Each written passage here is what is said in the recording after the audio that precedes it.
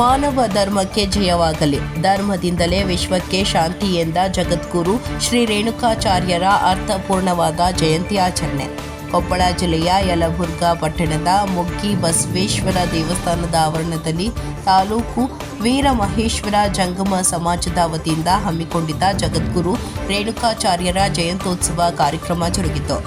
CM ಆರ್ಥಿಕ ಸಲಹೆಗಾರ ಶಾಸಕ ಬಸವರಾಜ ರಾಯರೆಡ್ಡಿ, ಸಹೋದರ ಶಿವಣ್ಣ ರಾಯರೆಡ್ಡಿ, ಬಿಜೆಪಿ ಪಕ್ಷದ ವಕ್ತಾರ ವೀರಣ್ಣ ಹುಬ್ಬಳ್ಳಿ ಮಾತನಾಡಿ, ಎಲ್ಲ ಧರ್ಮದವರು ಸಾಮರಸ್ಯದಿಂದ ಬದುಕಬೇಕು, ಧರ್ಮದಿಂದಲೇ ವಿಶ್ವಕ್ಕೆ ಶಾಂತಿ ಎಂಬ ಸಂದೇಶವನ್ನು ಸಾರಿದ ಜಗದ್ಗುರು ರೇಣುಕಾಚಾರ್ಯರು ಮಾನವ ಕಲ್ಯಾಣಕ್ಕೆ ಶ್ರಮಿಸಿದ್ದವರು ಎಂದು ಹೇಳಿದರು. ಮಾಜಿ ಅಧ್ಯಕ್ಷ BHM ತಿಪ್ಪೇರುದ್ರಸ್ವಾಮಿ, ಮಾಜಿ 20 ಸದಸ್ಯ HM ಸಿದ್ದರಾಮಸ್ವಾಮಿ, ಹಣವಾಳದ ಉಪನ್ಯಾಸಕ ಸೋಮನಾಥಯ್ಯ ಸ್ವಾಮಿ ಕುಲಕರ್ಣಿ ಮಾತನಾಡಿ, ರೇಣುಕಾಚಾರ್ಯರು ಮಾನವ ಕುಲದ ಉದ್ಧಾರಕರಾಗಿದ್ದಾರೆ ಎಂದರು.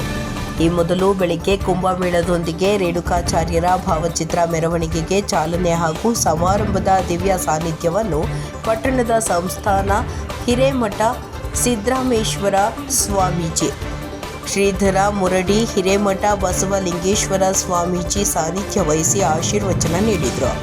ಪ್ರಾಸ್ತಾವಿಕವಾಗಿ ತಾಲೂಕಿನ ವೀರಮಹೇಶ್ವರ ಜಂಗಮ ಸಮಾಜದ ಅಧ್ಯಕ್ಷ ಹಂಪಯ್ಯ ಹಿರೇಮಠ ಮಾತನಾಡಿದರು.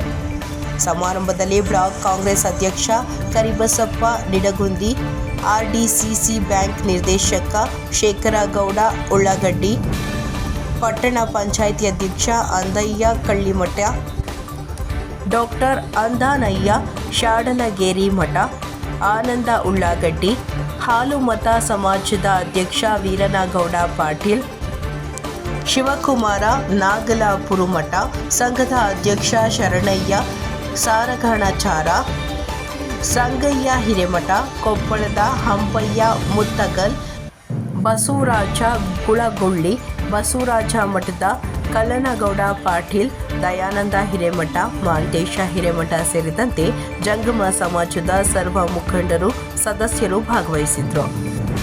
ಪ್ರಭಯ್ಯ ಬಾಳಗೇರಿ ಮಠ ನಿರೂಪಿಸಿದ್ರು. ಕಲ್ಲಯ್ಯ ಮಠಪತಿ ಸ್ವಾಗತಿಸಿ ವಂದಿಸಿದ್ರು. ವರದಿ CA ಆದಿ NKS TV4 ಯಲಬುರ್ಗಾ.